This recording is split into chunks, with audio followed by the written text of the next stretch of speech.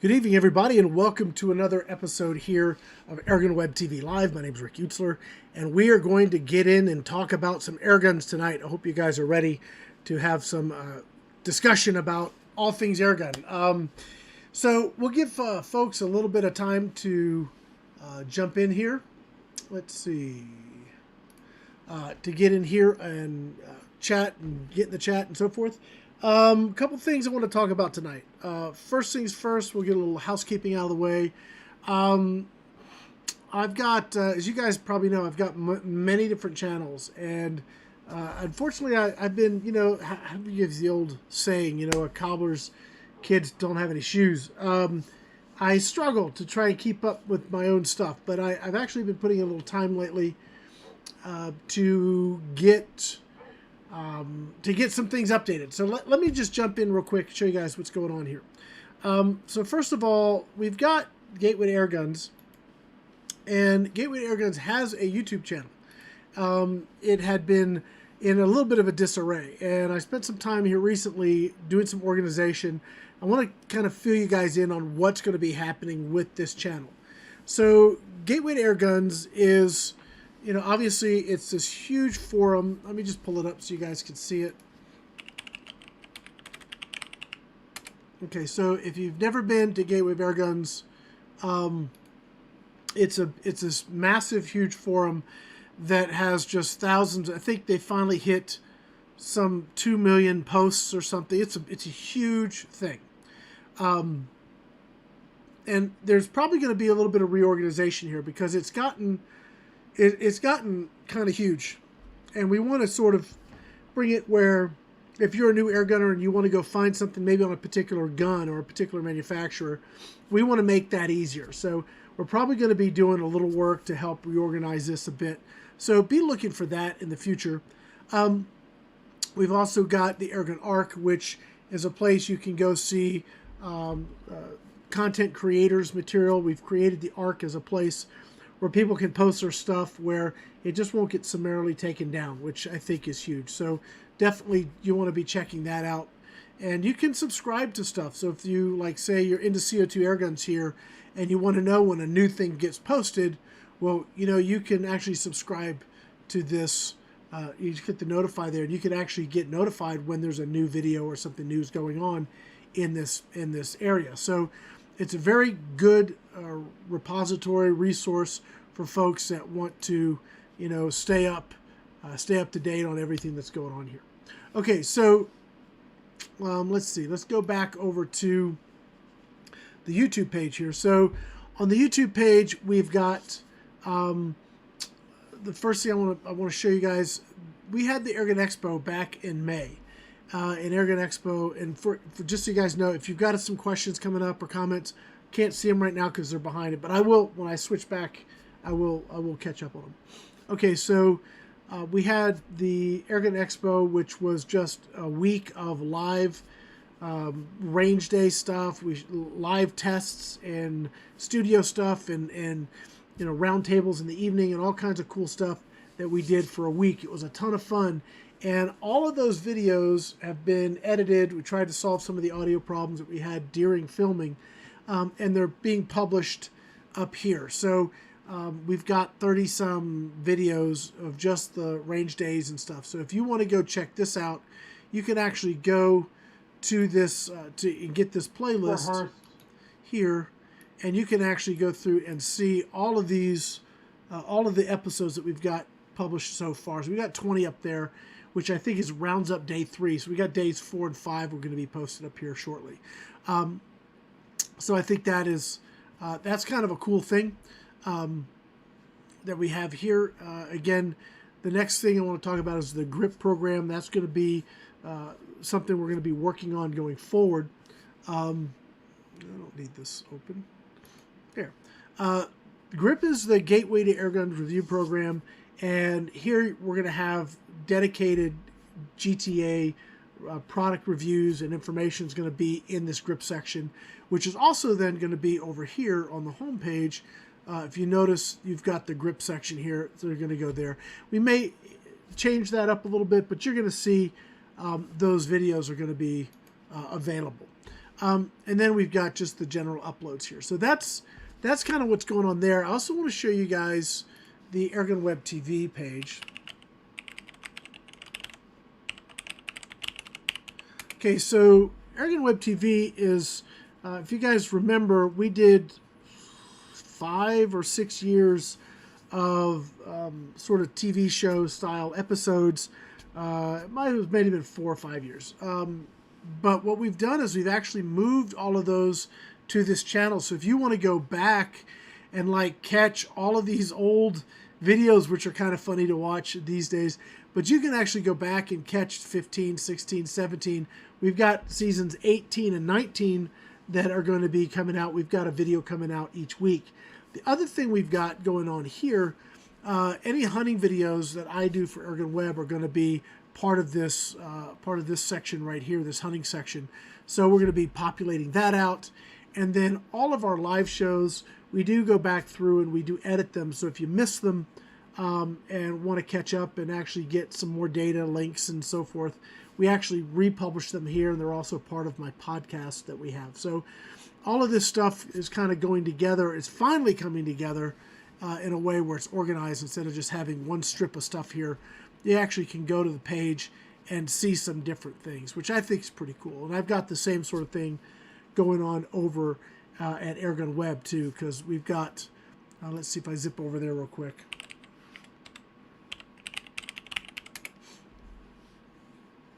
Okay, so there's us live today. But all right, so I've got this organized in our raw footage of the Airgun Expo, which was just unedited, fun stuff. And then the lives that we have here with all of the chats, transcripts, and all that kind of fun stuff. And then I've broken things down into yearly product reviews.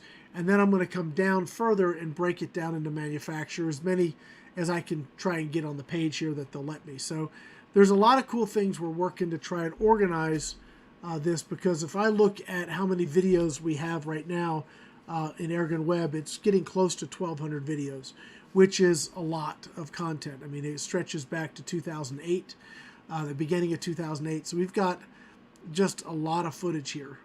This goes way back at this point. All right, so let me go ahead and get back over here and see what we've got, if we've got any questions. And there's a topic I want to jump into right away. Hey there, Haji. Glad to see you here. And we got Daniel and Joshua and Gary and Robert, and we got a bunch of people on already, which is awesome. David, thanks for coming up. Hope things are going well.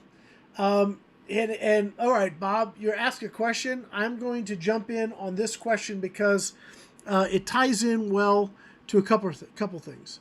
And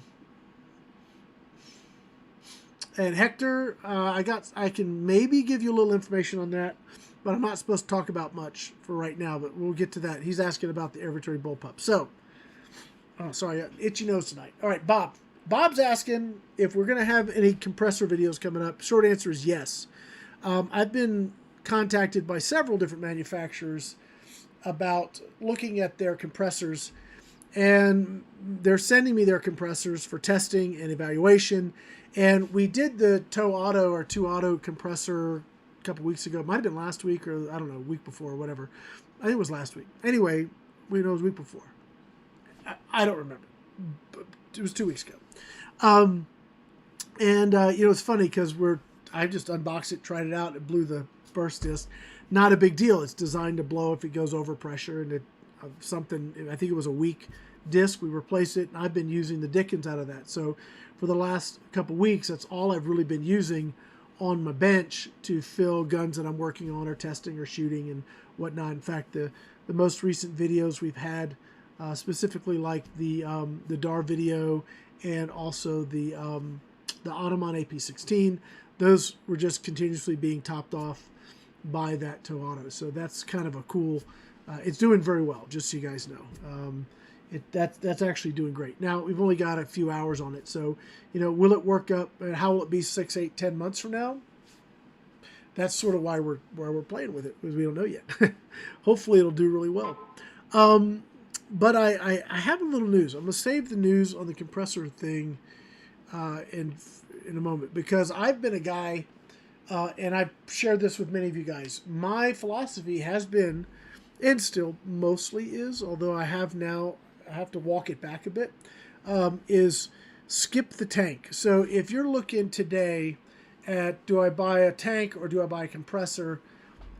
If you've got one or two air guns and you're shooting in your backyard and you're not like having to go trek to the woods and hunt, I'm really a guy who says, the compressor. Buy a compressor, skip the tank, because the tanks are actually pretty expensive, especially if you get a big one like a 98 cubic foot or one of the big guys.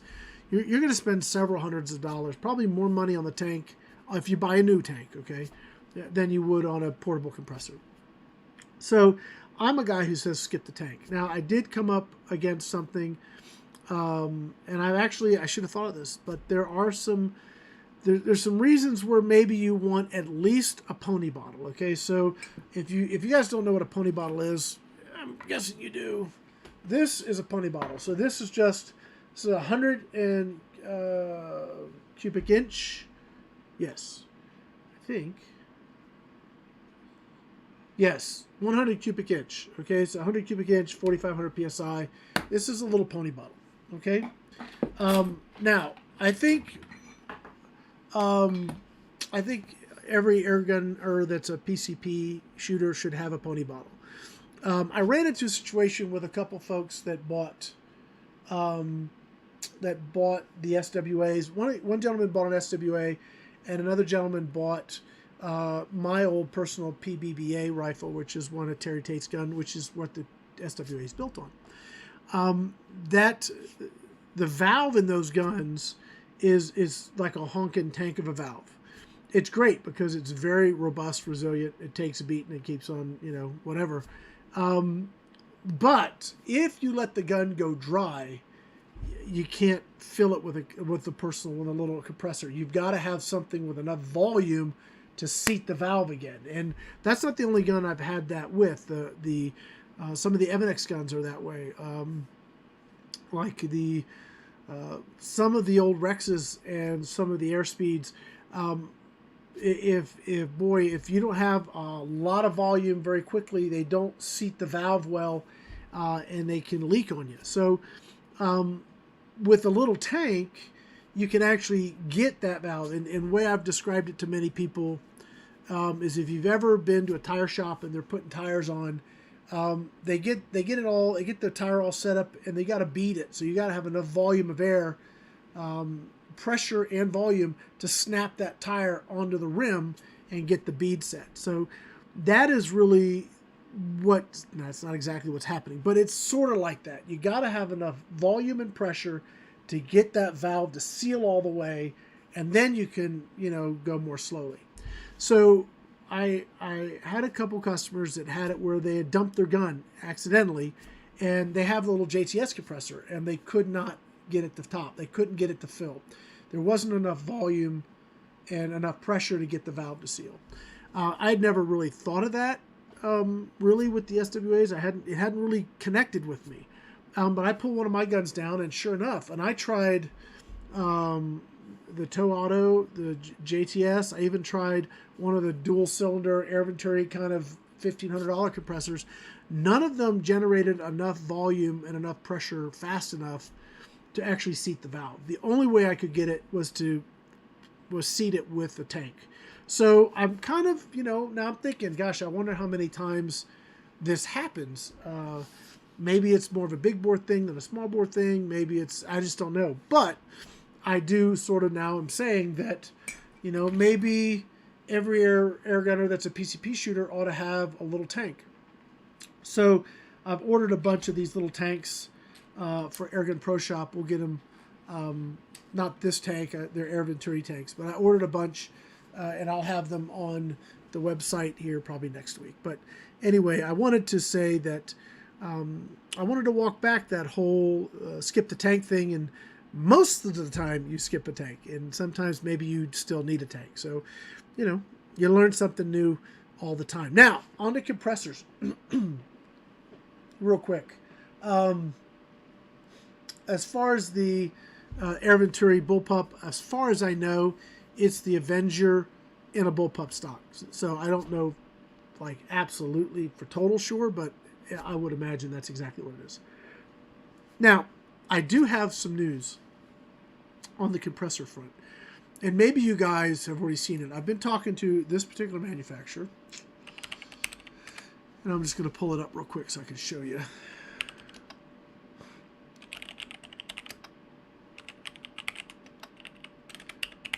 And I don't have it yet. I have ordered it, and I expect it in next week. Let me get it better here. Just a second.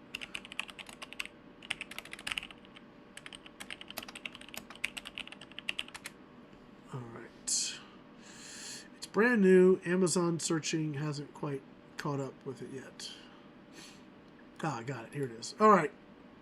So I don't know if this is going to be like the holy grail of compressors or not.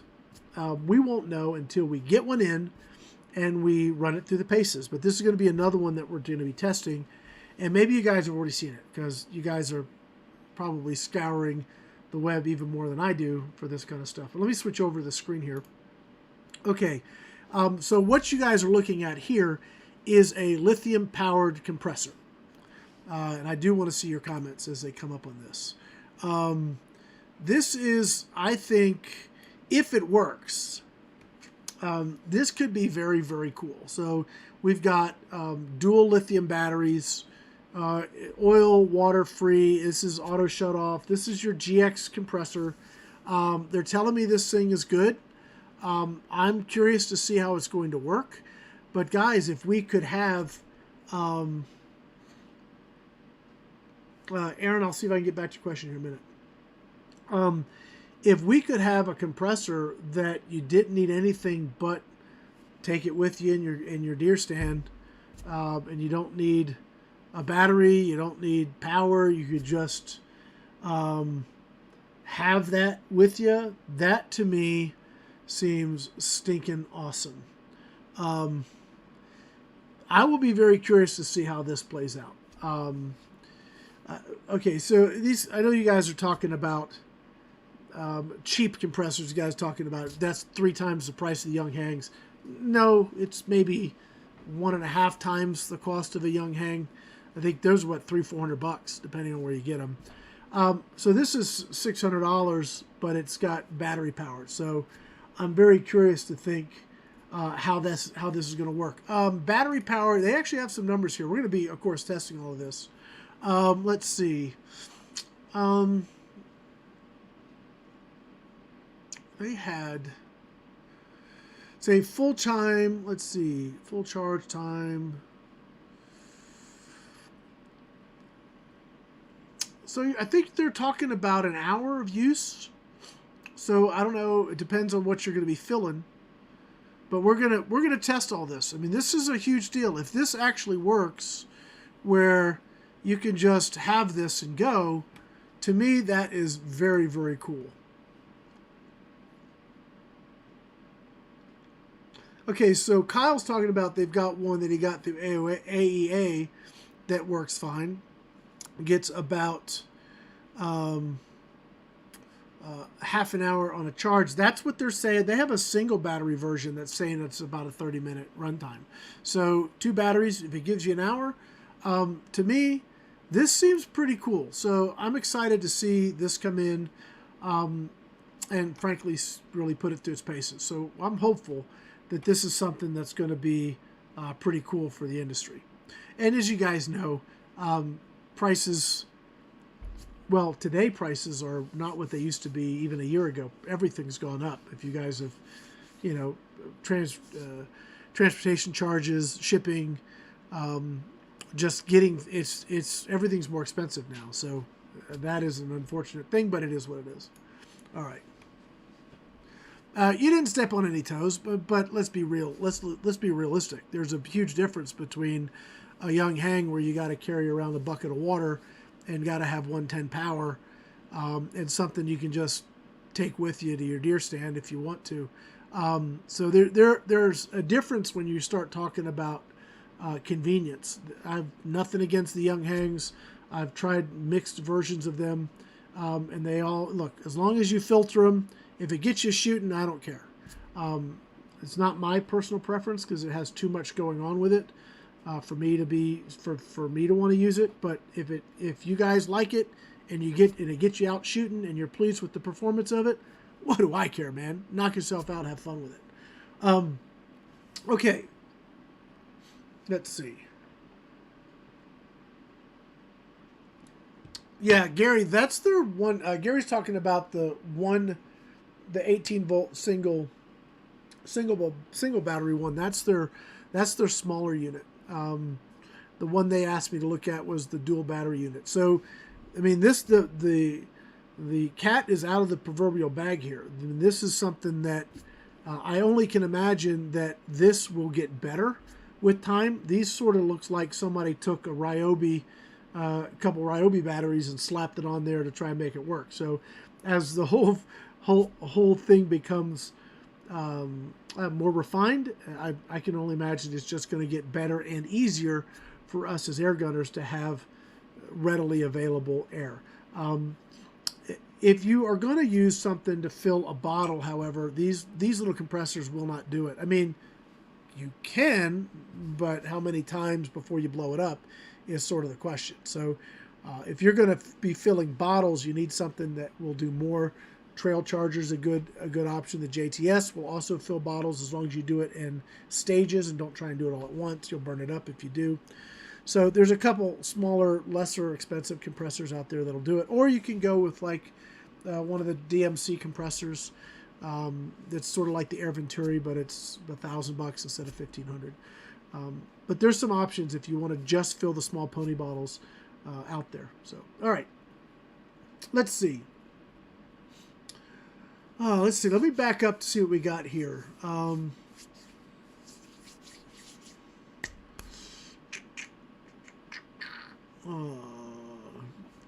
Let's see. I'm trying to catch up on y'all's comments trying here. So,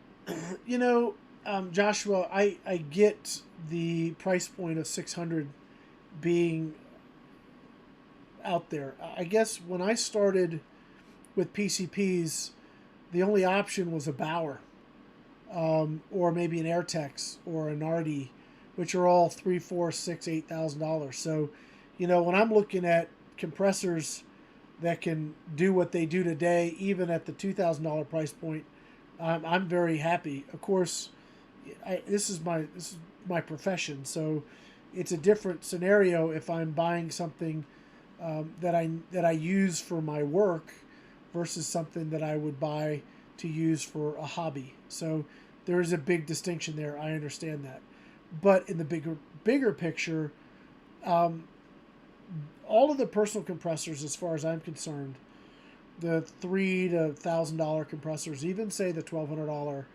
Hill, although I really like the Hill compressor, they're all a temporary solution in the sense of they have a shelf life. If you want something that is going to really last, then you got to look way up. And really, Alkin is probably a good place to look, or maybe, you know, one of the Day States or something. So, but those will last. You know, we're talking years and years versus a couple years before it wears out. This stuff all costs money. I mean, consider the forces that are at work here when you are trying to create, you know, 4,500 psi safely. That's not insignificant. So if they spend a little bit more money on making something that's a little bit more robust, I encourage them to do it. I'd be scared of a $150 4,500 psi compressor. I mean, maybe I shouldn't be, but I certainly would be looking at that maybe a little bit sideways. Anyway, let's see what we got here.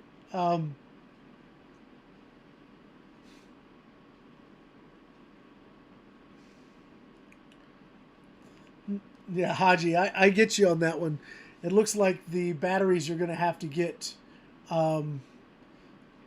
you're going to have to get their batteries, which may or may not be a big deal. We'll see. Let's see. All right, so a couple questions here. Can a Winchester 7045 take down a deer? It does 230 foot-pounds if you have one of the new ones. It's certainly adequate. It will require good shot placement. So, I mean, it's not something... I think it's going to require a more precise shot placement than, say, something that does 500-600 foot-pounds. You have very little margin of error with that gun, so make sure your shot will hit it, and you can actually take down a deer with it, absolutely. Let's see.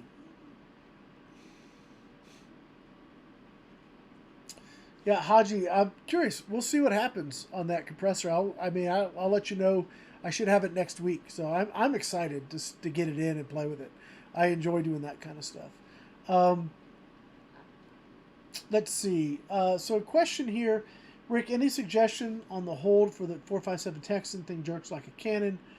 I'm not sure if I should be fighting with the recoil or letting it happen. Okay.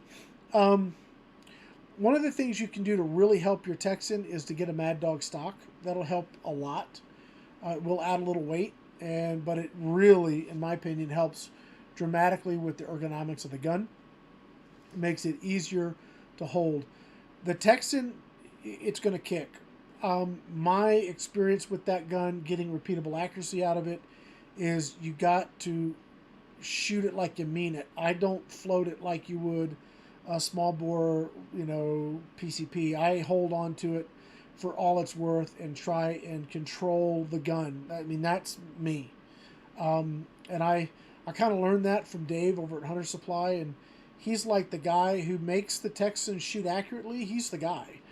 He does a really good job at getting the Texans to shoot with more power, with better accuracy. And what I've learned about shooting those guns, I learned from him. And I mean, he's got a range at his place. He shoots a 308. I don't know if it's 308 or 302. I say 308. Let's say it's 308. But they're 30 caliber slug gun. He shoots at 1,200 yards. So the guy knows the Texan platform. So what I learned about shooting the Texan with accuracy, I learned from him. And what I have found is you got to manhandle it. You got to show it who's boss. And you got to try and control it. That's my experience. I would also say that Mad Dog stock makes all the difference in the world with the ability to actually control it. That's just my personal opinion. Okay, let's see. Yeah, Joshua, I think you've got a good perspective. So Joshua's saying everything airgun related has a shelf life. Let me ask you a question. Do you ever have to change the oil in your car? Do you have to buy new tires? Maybe do you have to ever get new brakes? I mean, these are all things we're just used to. I mean, yeah, you do an oil change every time you're supposed to do it, theoretically. You change your tires when they get bald. You change your brakes so you can stop. These are parts that as you use them, they wear out. And it's the same thing with anything mechanical. An air gun's a mechanical thing. O-rings wear out. Valve seats wear out. Regulators wear out. Springs wear out. These are all wear components that over time are going to need maintenance and repair and replacement. When you're taking a thing, especially like one of the portable compressors, there's a reason they give you a year warranty on them. It's because if you use them hard, you'll be lucky to get a year out of it. If you use it moderately, you'd probably get a year, maybe a year and a half, 2 years, but you're going to wear it out. These are not meant for continuous duty, long-term usage over the next 10 years. They're meant to be able to let you fill your gun for the next 2 years, then you need to be looking to get a replacement. This is just the nature of the beast. They're not user serviceable in the sense of like an Alkin would be, or like the old Comtex were, or whatever.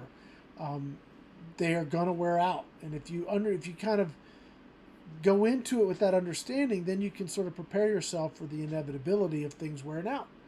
I'm an old IT guy, and I used to tell my clients, it's not if your hard drive will fail, it's when. and they had a hard time, you know, wrapping themselves around about spending money on having their data backed up until all of a sudden they turned their computer off, turned it back on, and all they heard was the drive clicking. They couldn't get it to start. Then they'll spend whatever money they could, but it's too late. So, I mean, mechanical things over time will fail. Just come into it with that perspective, and it's less of an issue when you have to go get your gun resealed or whatever. It's just part of the nature of the beast. Things wear out. I mean, shoes wear out. You buy new shoes. I mean, I'd love to buy a pair of shoes. I never had to buy another one, but guess what? The shoes wear out, and tires wear out, and you got to change your oil, and this is all just part of life. So if you go into it again with that understanding, you may have less of an aversion. And then you can do the math. Hey, if I buy 4 of these over the next 6 years, I'm still saving money than if I buy one of these other ones. And maybe you want to do that. Or maybe you see that, gosh, you know, if I just spend the money now, yeah, it's going to be tight, but I can do it. I'll spend the money now, and then for the next 20 years, I don't have to think about it. Maybe that's what you do. But, you know, you guys can do the math there. You can figure that out. Let's see what we got here.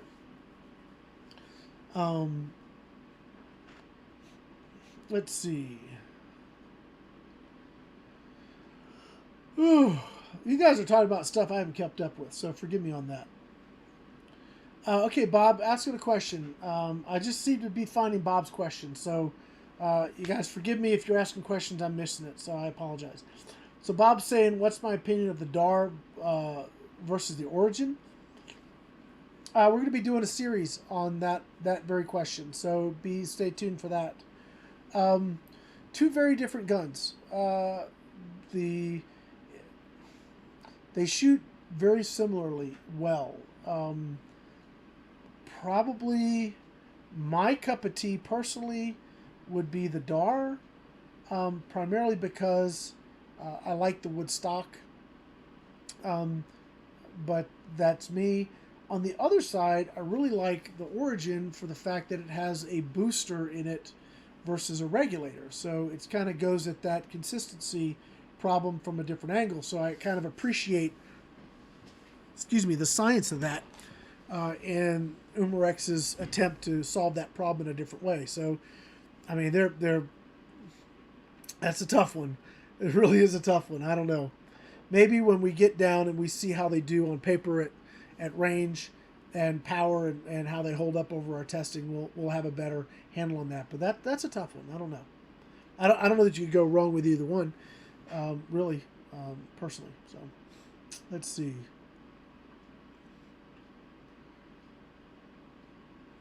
Okay, so our ranch Airgun Fun Channel. All right. Don't know your name, but we're just going to go with Airgun Fun Channel. Your Benjamin Kratos will not hold air anymore, leaking out from the fill nipple. Any ideas? Yeah, the fill nipple is going to have a little seal in it. So once the gun is empty, pull the nipple and see if there's something that's gotten in there that's given you a bit of a fit that's gumming up the works.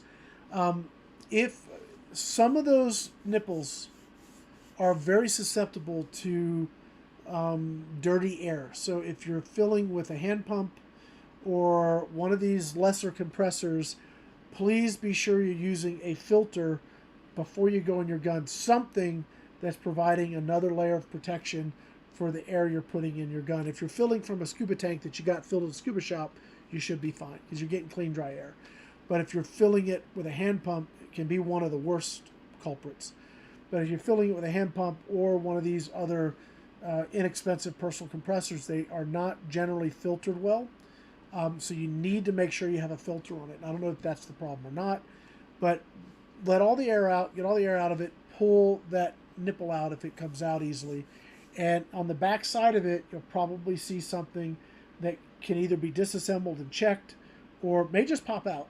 They do it different ways, but take a look at that and see if that gets you solved.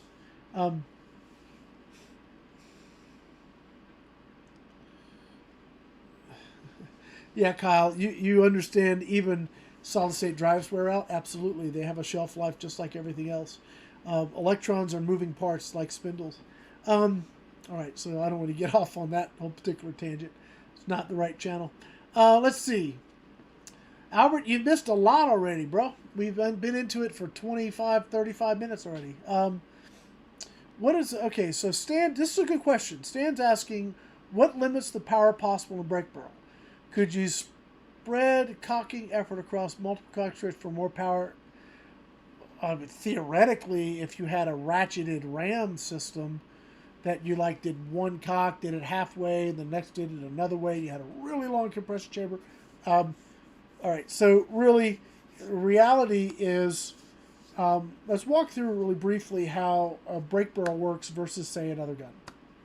So if I have, say, an old Benjamin Sheridan, and I'm pumping this up, I've got an air cylinder, I've got a chamber, and I'm pumping air into it until I reach 10 pumps, whatever pressure that is, and then I release it, and there you go. If I put 2 pumps in it, that pressure's held until I release it. If I put 8 pumps in it, you get the idea. With a brake barrel, you literally have a piston with a piston seal, and you've got a compression chamber. Now this compression chamber can't be filled up.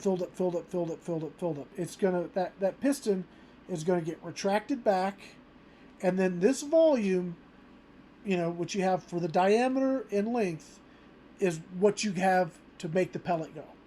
So you take like a Hotsun 135.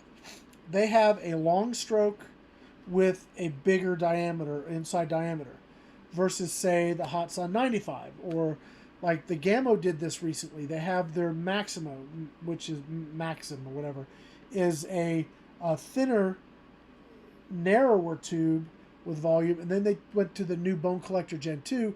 They increased the size of the cylinder, which gave them more volume, which increased the power without increasing any cocking effort. So really, if you want more power of a brake barrel, you need more volume at higher pressure. And not that you couldn't do it, but trying to cock it or shoot it becomes impractical. So there is probably unless you want to get real creative with some different designs of, as I said, like a ratcheting ram system or some sort of accelerant, like you're dieseling it or something, I think you're going to be inherently limited on what you can do for power. And we're seeing just over 30 foot-pounds, which is a good bit of power out of a brake barrel. That's a lot. That's a sufficient amount of energy. So we'll see what the future holds. I'm sure somebody smarter than me will come up with something to push that particular envelope. But with PCPs becoming so unbelievably affordable, it's kind of hard, I think, for manufacturers to be thinking, we're going to really put energy into creating the next generation brake barrel. I mean, maybe somebody will, but I certainly haven't seen that trend going that way. Let's see.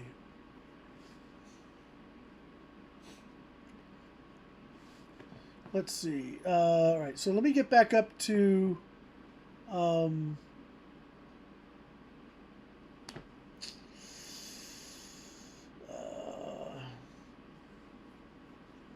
yeah, okay, so a lot of you guys are talking about the fact that things need to be rebuilt and resealed. This is a reality.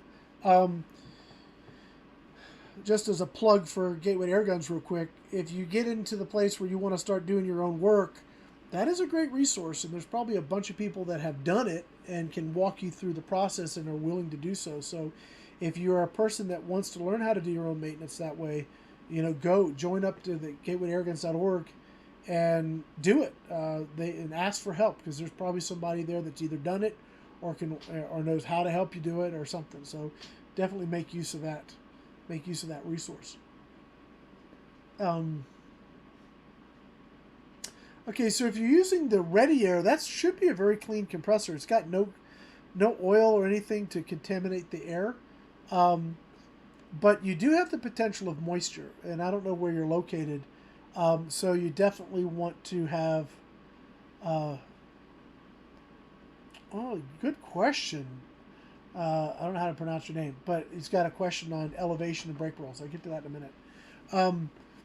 But Airgun Fun Channel, if you're using the Ready Air, the only thing you may run into is a moisture issue, and as long as you have a filter, you should help with that. But I would check your fill nipple and see what you got going on there. That would be my first place to start, especially if it's just leaking right out there. So many times that's the culprit is just a little bit of debris or something that got in there. If it's a Delrin seal, you may have to replace it, which sucks. But if it's an O-ring, you might be able to just swap out an O-ring and get back up and running pretty quickly. All right, so the guy's got a question here, which is a really good one. All right, so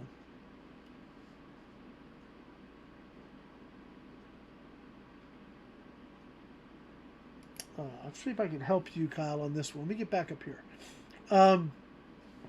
So 7,000 feet up, would that brake barrel be a small?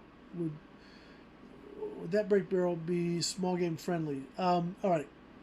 If you're going to be 7,000 plus feet, I would go for like the Gamma Magnum. I did a shoot. This was years ago. In fact, you can go see this episode on Gateway to AirgunWebTV. Forgot what season it was, but we did a hunt in the Kaibab National Forest, hunt Kaibab squirrels, and we took Gamma guns along with some other stuff. But the Gamma Magnum, it was interesting to see it drop 150 feet per second because of the elevation, because the air is so thin. Again, you've got a cylinder which now has thinner air in it, so as you push that forward, there's less volume because the air's thinner. And it does actually matter. I'm at 4,600 feet here in Texas, in the high desert, and it matters from when I was at Havasu to here. My brake barrels shoot a little bit slower, maybe 50 to 75 feet slower. But you get up to, we were at 9,000 feet, it really starts to make a difference. So you want the most power you can generate. So like a Gamma Magnum, which would be a great option. Hatsan 130 or 125, 135 would be a good option too. So any of those would be something to consider. Let's see here. The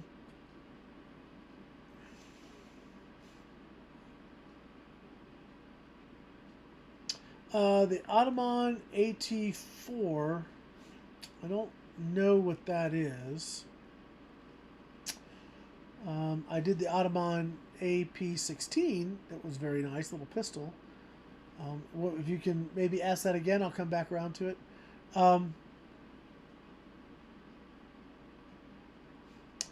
Brian, here's a very good question. Okay, so Brian's saying I have a Samyang 909, not getting any power out of it when the tank is full. I mean, barely reaching the target 25 yards. Any ideas?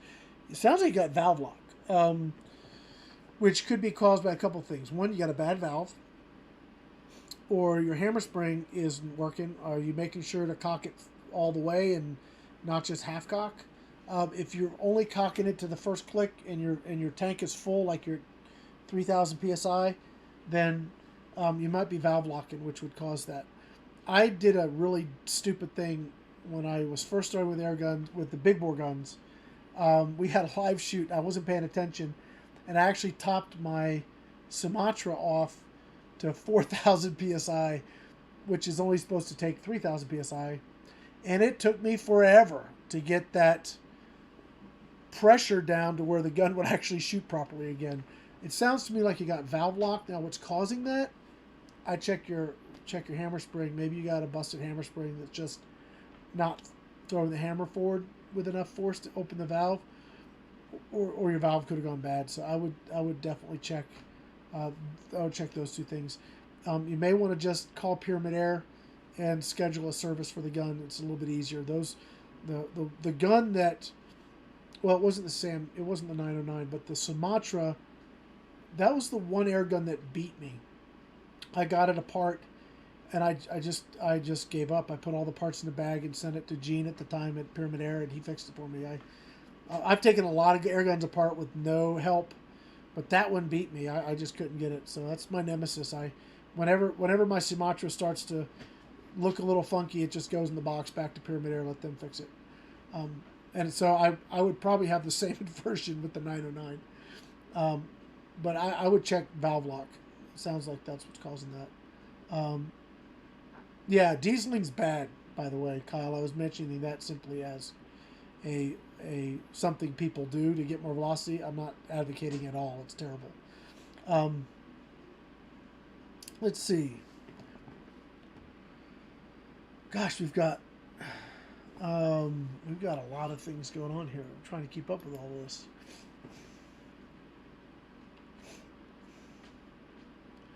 Let's see.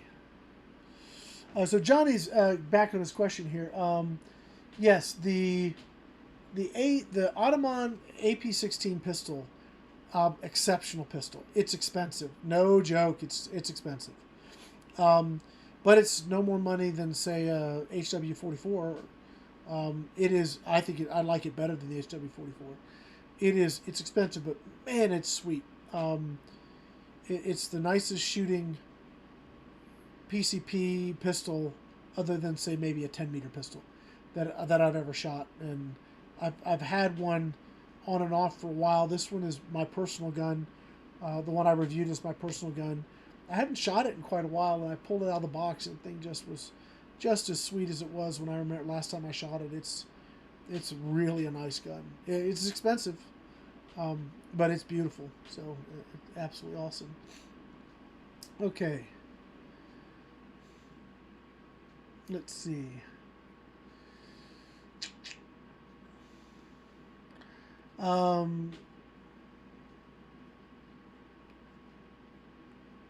I think Kyle's saying to hammer spring. Check the hammer spring. It's valve locking, but check the hammer spring. It just sounds like it's not doing what it should do to open the valve. Yeah, Goldfinger, looking forward to having you out too. That's going to be fun. And we have plenty of stuff for you to sort of poke through and see what really resonates with you. Just so you guys know, I mean, we are way out in the sticks. I was out, had my drone up today and taking some pictures so I could use them, because it's kind of it's a beautiful day today. But it's a cool area. But if you guys are in the El Paso area or New Mexico or wherever and want to come out and visit, yeah, we can make that happen. It's a lot of fun. You guys are welcome to come out. And my hope is, working with Travis, that we're going to be looking to do some GTA fun shoots out here. So it would be ideal if we had like the Airgun Expo, and then those vendors and stuff that wanted to stay could stay, and then we'd have a GTA fun shoot after that where people could come out and try all the stuff that we had at the Expo, which I think would be just a ton of fun. So we'll see how that plays out. I'm not sure how that will work, but we'll give it a shot. Let's see. Let's see here.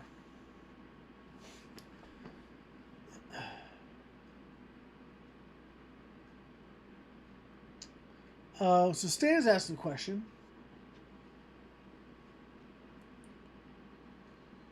You guys are seeming to help each other out on that 909, so I'm going to let that pass.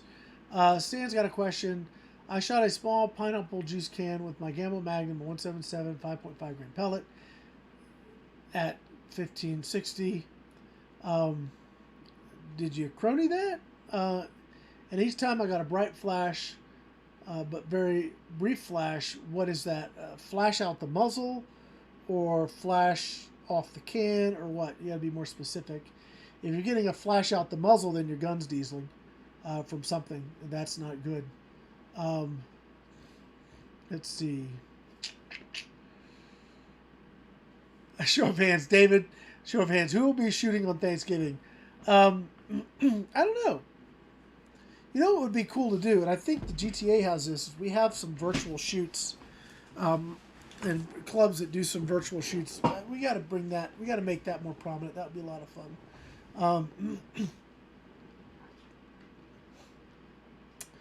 Yeah, Johnny talking about the AP16 again. It is. I'm not a pistol shooter. I am mediocre at best. And for me to be able, granted I was on a rest, but for me to be able to keep, 7 shots in a nickel or something like that with open sights with my horrible eyes, a gun's a shooter, man. It's beautiful. Let's see. Let me scroll down here. Goodness, I can't keep up with this. Let's see. Kyle, you've got yours at cap. That would be interesting.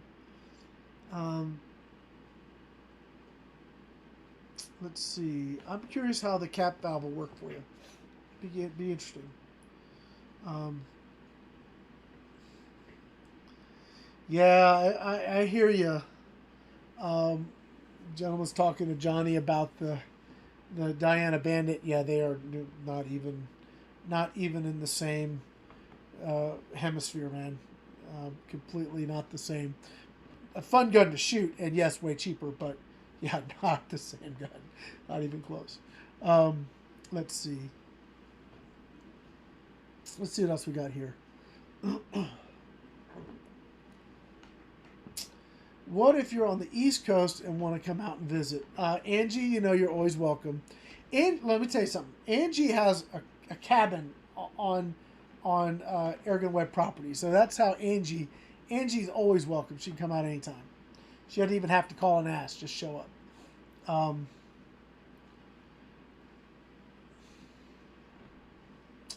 Let's see. Let's see what's going on here. Stan, if you got a flash off the can, it could have just been a spark off the can, but don't know about that. If you're getting 15 something and some change, that is very fast. Useless, but very fast. Let's see.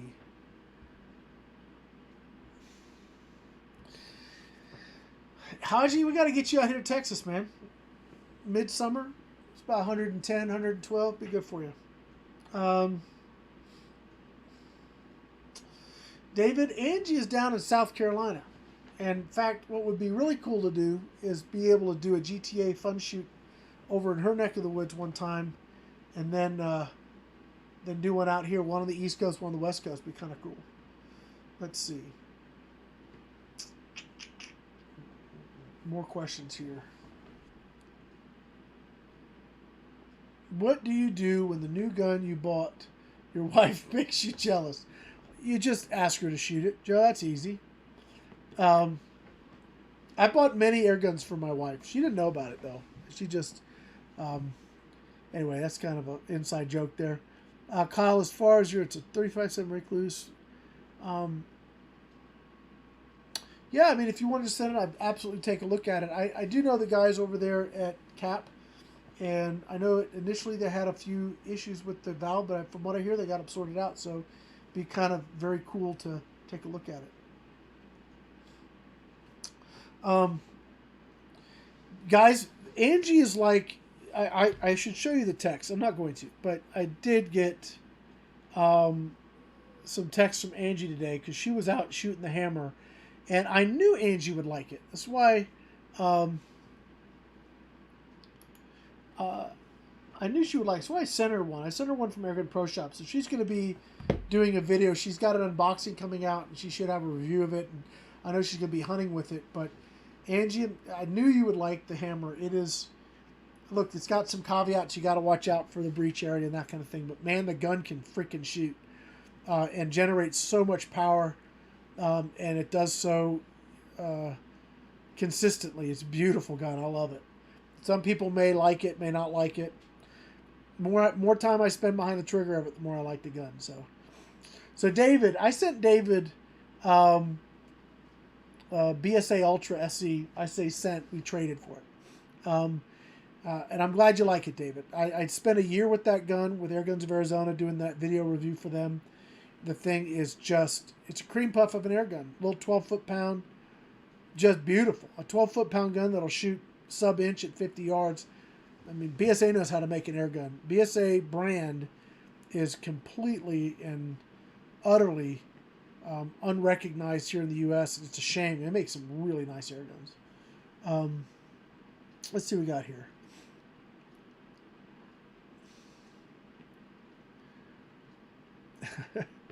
Let's see.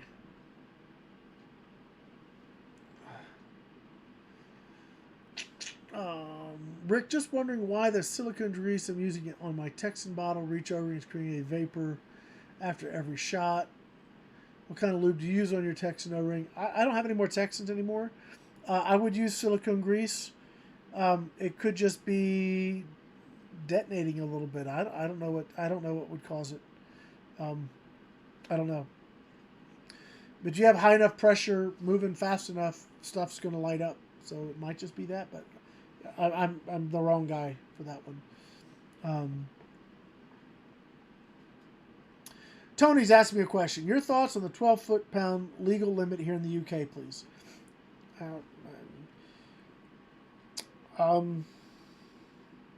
I feel for you. That's, I guess, my thoughts. On the other side, on the other hand, I should say, boy, it sure makes you be a better shot, doesn't it?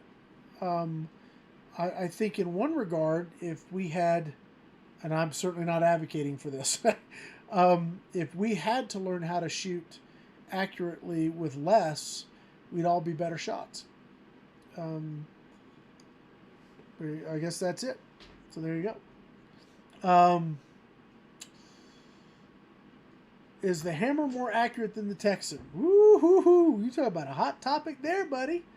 I'll let Angie, I'll let her video speak for itself. I mean, I'm getting, out of the box, inch and a half at 50 yards pretty much all day. So, I mean, the one thing the Texan can do that the hammer can't do, and I'll go back again to my time I spent with Dave at Hunter Supply.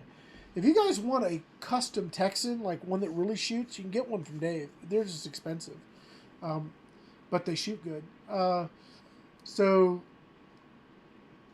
Dave showed me how to put 10 shots in about a 2-inch group at 50 yards with a Texan off a single fill. And there's a trick to it because you got to use your mil dots. After you get past shot 4 or 5, you're having to continuously adjust. But he can do it almost at will. Just put 10 shots out of a Texan in a 2-inch group at 50 yards, which is freaking awesome. You can't do that with a hammer. Not off a single fill anyway. So I guess it depends on what you want.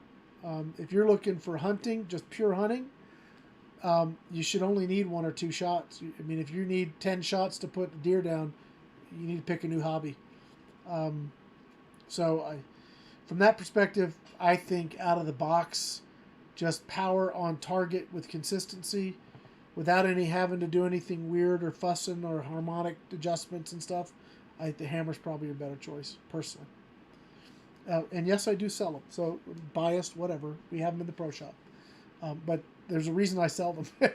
I like them better. Okay, let's see what I got here.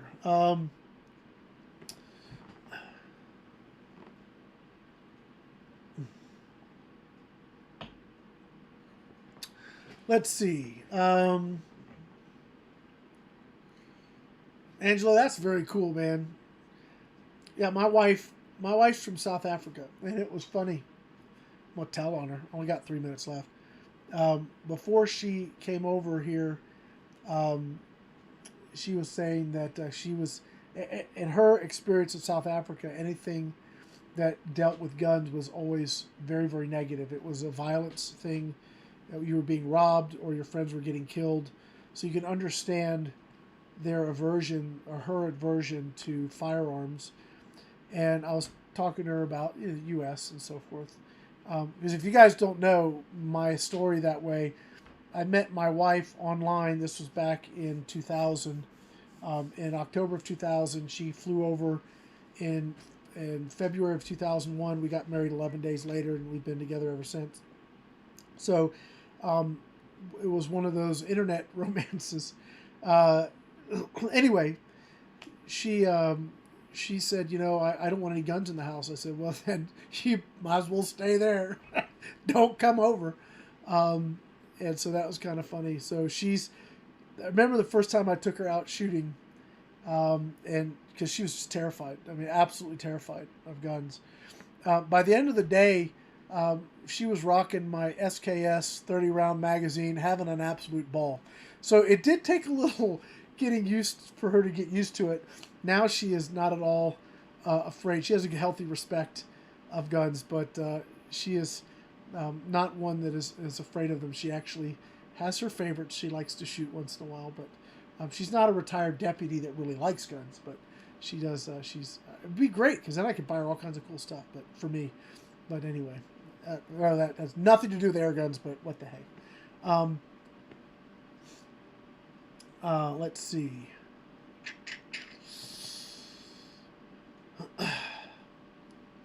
I've got the AEA from Brian, I'm going to be looking at that here shortly. It's the Challenger, I think. Brian, if you're up here, let me know.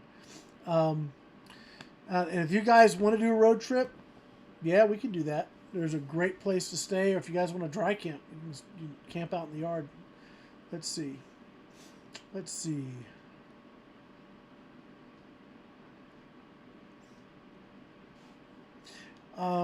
I think we're going to wrap it up.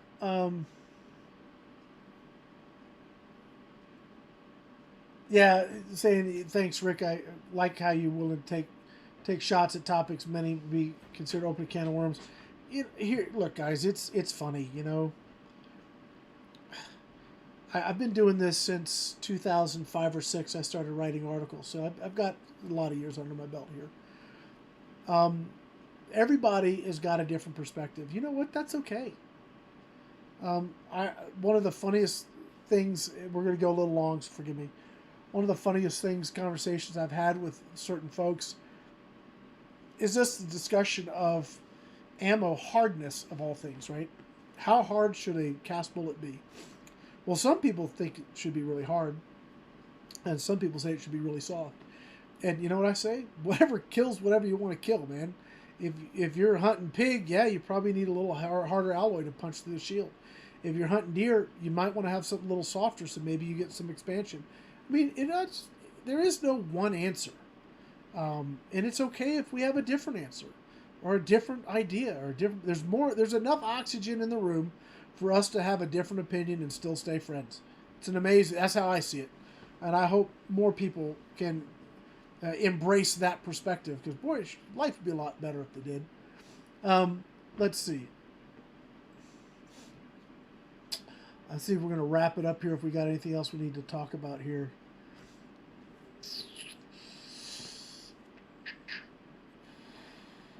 I think we're done. I think we'll wrap it up with have a great Thanksgiving.